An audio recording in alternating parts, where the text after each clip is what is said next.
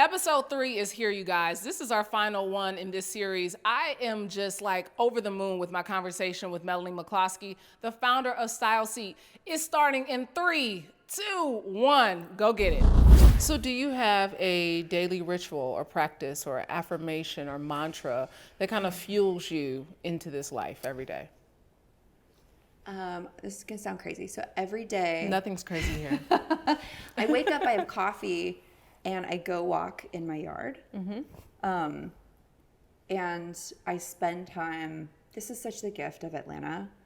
You know, in San Francisco, I didn't have a yard. You know, yeah, we're in a forest. It's amazing. It's a city in a forest. Or my yard was the park, and I'm sharing it with many people without homes, right? Yeah. We're all in the yard. Yeah. But here, you know, there's trees everywhere. I'm so inspired every single day by nature. Yeah. I plant many plants, most of which die very soon after, but I visit them. Like, I love just brain off, not thinking about anything, and having 30 minutes to just breathe. Then I'll usually take my daughter to school. My husband and I will go back and forth. And then I actually listen to podcasts. I listen to a lot of podcasts about spirituality, astrophysics, I'm obsessed with, poetry, philosophy, just things that are asking the deeper questions. And allowing me to remember. My husband has a tattoo, one that says everything and nothing across his arms. And it's like paraphrasing from Buddhist saying that you have to treat everything like it's the only thing and whatever. I don't know. It's okay. I got you. I'm rolling with you. You know what I say? Yeah. Sorry, honey. I don't remember. But it's like as if it's the only thing that matters, all the while knowing that nothing matters at all. Yeah. And so you have to put your whole heart and everything and your whole being into something, and then you let it go with the wind. Yeah. And that is something that I've really been focused on. It relates to control. Yeah. Where as a CEO or as a founder, things only exist because you will them into control. Because you're pushing against the forces of nature and physics, and you're creating something new, and you're convincing people to work with you and convincing investors. You're making it happen. And that is antithetical to the idea of being one with nature and being one with the wind. And if it's going to happen, right? So it's like everything that makes you a CEO is antithetical to what makes you happy as a human. And so balancing those two things is something that I've been spending a lot of time working on. So what's the podcast you're listening to? What's one? There's a few. On Being with Kristen Tippett. Okay. I love. It's about poetry. It's about just lots of different people that come and they're just asking the bigger questions in life. Yeah. And it's very like fresh air NPR-y. Okay. Love it. I love Armchair Expert with Dax Shepard because he brings on a lot of like neuroscientists, neurobiologists. I don't really listen to the celebrity ones. I listen to like the scientists. Yeah. They're so interesting. Long form interviews with someone who's focused on the brain. Quantum physics, right? Neil deGrasse Tyson, he has a podcast that I love as well. Oh, good. I've definitely listened to that one a few times. He's just like, he wrote a book, Astrophysics for People in a Hurry. And it is, get the Audible, because he does it. It's just, first of all, his voice is just amazing. And he has such a way with words and describing really huge concepts and just making it simple and fun. I love it. So what are you reading, or what's a book that has really transformed your life? Every year I read A New Earth by Eckhart Tolle. Oh, Eckhart Tolle, yeah. And every year I forget everything and I have to go read it again. Read it again. But it's related to some of the stuff that we've been talking about. Yeah, absolutely. It makes me, every time I read it, I'm like, this is so incredible. This is so transformative. And then literally forget it 6 months later. So I have to revisit it, but it's very soul-filling for me. That's like a Return to Love for me by Marianne Williamson. Yeah. Oh, Return to Love is like, that's the book I read once a year. I love her. And it is a reminder because you go back and you're like, surrender. That's what I have to do right now. Surrender. Yeah. You're not in control. So what is life teaching you right now? As a wife, as a businesswoman, as a mother, as a human, what is life teaching you? In moving from San Francisco to Atlanta, have really been embracing being in harmony with the rhythms of life versus against it. And a little bit of nature, a little bit of friends, a little bit of culture, a little bit of fun, really good girlfriends, my babies. Yeah. You know, I have a dog. I adopted a dog when I moved here. Listen, you have been doing it all since you got to Atlanta. He's the love of my life. He's a Doberman. He's extremely dumb. You can meet him when you come over to my house. I thought they were supposed to be smart. I didn't get the smart one. I got the tall one. But the idea of, you know, I feel like I turned off a lot of parts of being a human for 10 years and building my business. I stretched and pushed and just pushed down all the parts of being me and was showing up as like a female founder that was successful. And now I'm kind of over it. Like I don't want to stretch anymore. It's not worth it. It's not interesting to me. I want to continue to be successful, be ambitious. I'm more ambitious than I've ever been about my business. We can be a multi-billion-dollar company. I could, you know, I'm very excited about going down that path. But I want to do it with joy and fulfillment. And I don't want to miss my kids growing up. And I want to, you know, have fun in my marriage and with my female friendships and all of that stuff. So I'm trying to help those things feed each other. Yeah. So in the rhythm, you said something that stood out to me in this rhythm of life that you're seeking to find. You just said that you pressed some things down in you at one point. What did you press down and what are you no longer pressing down? You know, when you are, this is like such an insane thing to say, but in tech, and especially when I started my company, maybe there were 300 men for every one woman that was starting her business. And so it meant that every time I showed up, I had to be the best and perfect and better and answer every question perfectly and dress, you know, modestly, but not too modestly. There were all these weird and pressures. Be fun and flirty and Don't bubbly. Be boring. Try and keep your fitness game up. Like all of these things, right? Yeah. And I did it because I wanted to be successful and I felt like I had to fit standards that were expected of me. And they were, frankly, because that was the dynamic. Yeah. And now I don't care. And I also know, you know, having done that for a long period of time, my perspective is, here's who I am. I'm going to be that. I'm not going to be everything to all people. I'm going to let go of the things that don't serve me. I'm going to relentlessly pursue the things that do, and that will change. And it will repel the people that don't like me. And that's great. Yeah. Because I only want to spend time with the people that are on board with it and like it and are like me and feed me. Yeah. Right? And in learning that lesson, and it comes with a little bit of success and getting bigger and getting older and feeling more comfortable and confident in your skin. In my 20s, I was just so scared of everything and didn't know who I was. And now I know more. Yeah. And so I just want to be with people that want to work with that and are attracted to that, and that fills them. Yeah. So what advice would you give your 20-year-old self who was afraid and didn't know herself? I mean, just chill out a little bit. Chill, girl. Chill out. I'm so tight. Enjoy. Yes. Enjoy life. Enjoy life and be ambitious. It's not enjoying life doesn't mean don't be ambitious. Yeah. Be ambitious. You know, focus on what you care about. Put that energy in productivity and in discovery and learning. But don't put the world on your shoulders. It doesn't matter if it gets done next week. It doesn't matter if this person tells you no. I used to be so upset when someone would tell me no. And fundraising, by the way, is 99 people out of 100 telling you no. Telling you no, So gotta get used to that. Yeah.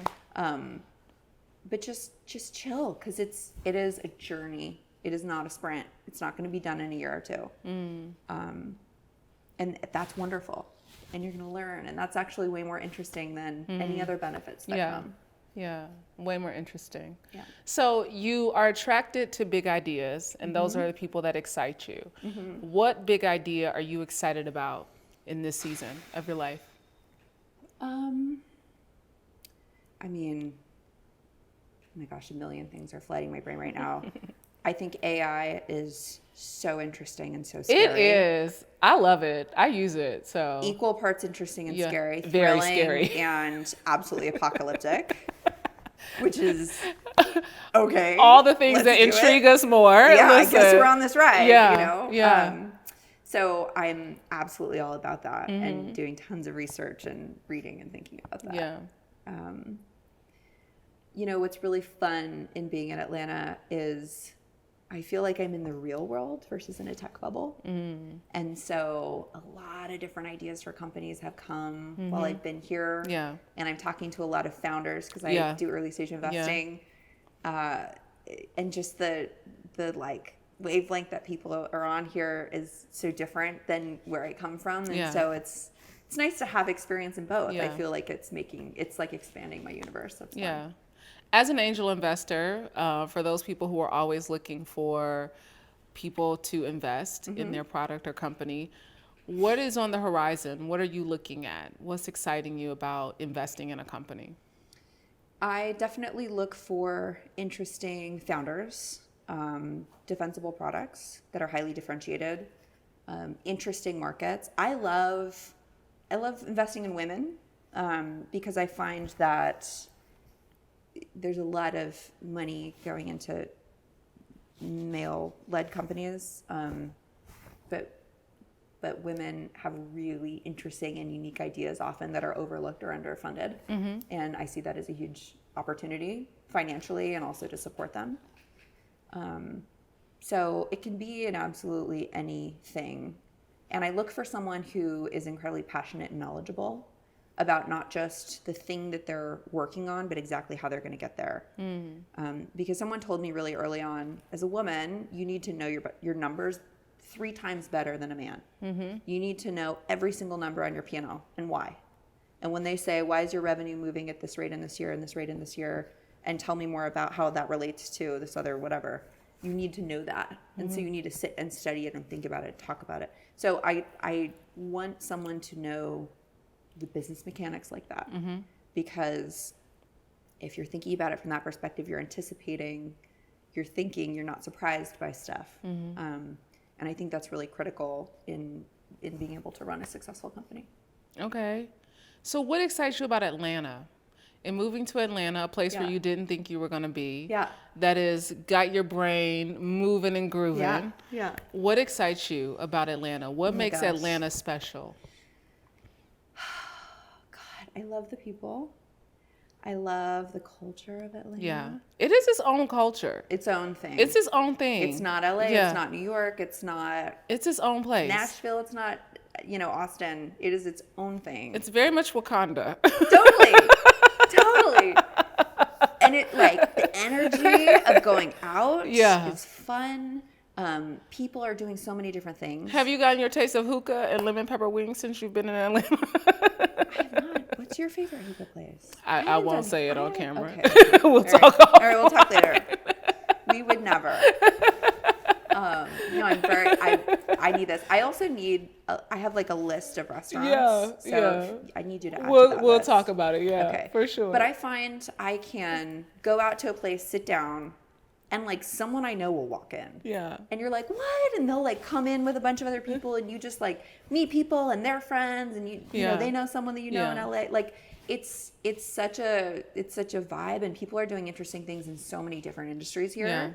It was very singular where I came from, and so seeing people really dominate industries in new and interesting ways from my perspective is really fascinating. I love that. So we're about to wrap this thing on up because I've just really enjoyed talking to you. I think you have really, I said in the beginning, you really do have great energy. Thank you. Really great energy. It feels like fun. There is such a openness to teach, to share.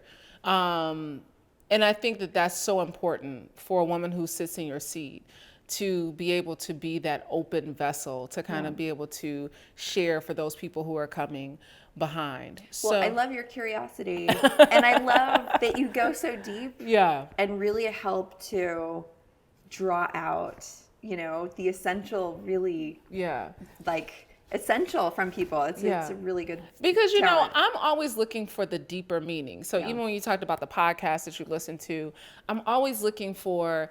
I get the surface level. I get the kind of script that we all run off of in our lives. Yeah. But what's the deeper thing that's driving you, that's pulling you, that's gnawing at your spirit on a daily basis? So I always look for the soul connection. Yeah, I love that. So what are you committed to?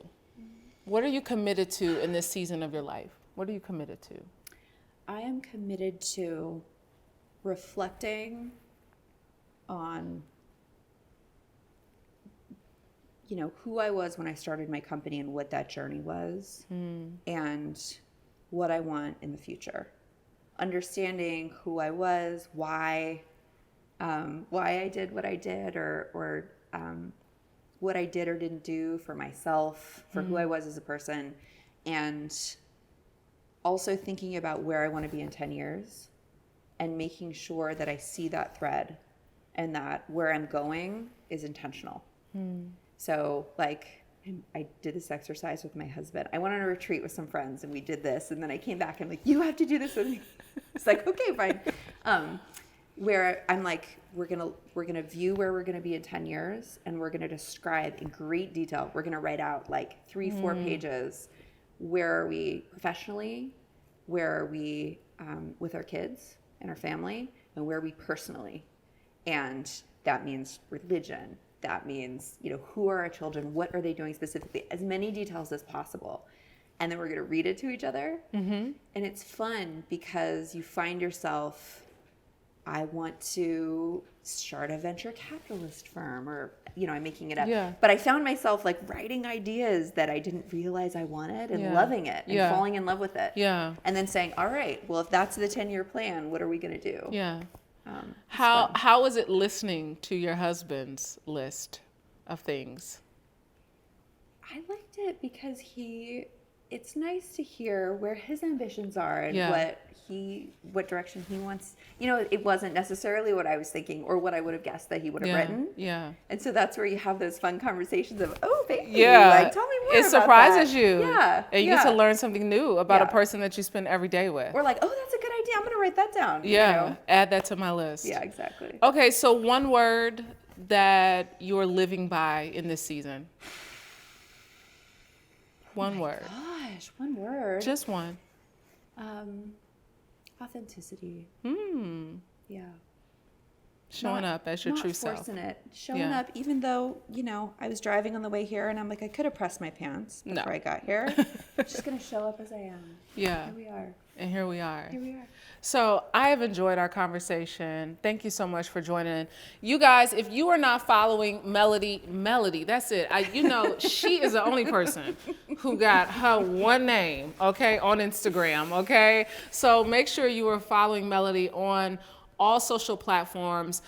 If you have not, I'm sure you already have, Style Seat when you see it, so be sure to check it out. But I want you to like, comment, subscribe, drop a comment in there, and stay connected to the Vault Village.